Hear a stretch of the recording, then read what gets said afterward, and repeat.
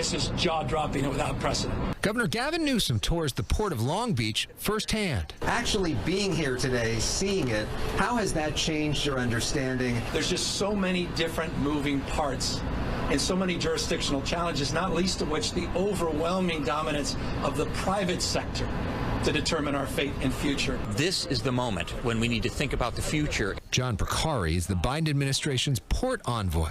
He says the pandemic changed the way we spend money.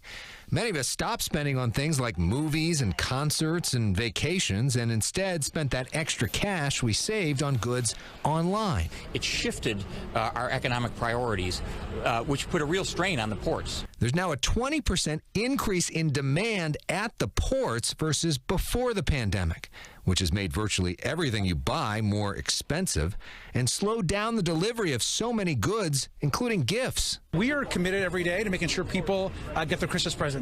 Long Beach Mayor Robert Garcia says he is seeing some progress. There's been a 32% drop in 2 weeks of containers sitting on docks, thanks to the ports now being open 24/7 and threatening fines to companies. In a few months, you're going to be a lot better. This week, Mayor Garcia met with Vice President Kamala Harris in Washington to discuss the $17 billion for ports just allocated in the new infrastructure bill. He says California deserves a sizable chunk of that. In the last big bill, ports on the East Coast got way more money than resources than we did. Everything that comes into the port eventually has to go out right now on trucks. Much of that stuff eventually is taken to railways. Well, part of the long-term plan is to build railways that come directly here. We have that project ready to go. I mean, it's engineered, it's ready to go. We just need the resources. In the short term, the governor is looking to ease regulations to pick up production. There's real progress that demonstrably has been made in moving things forward,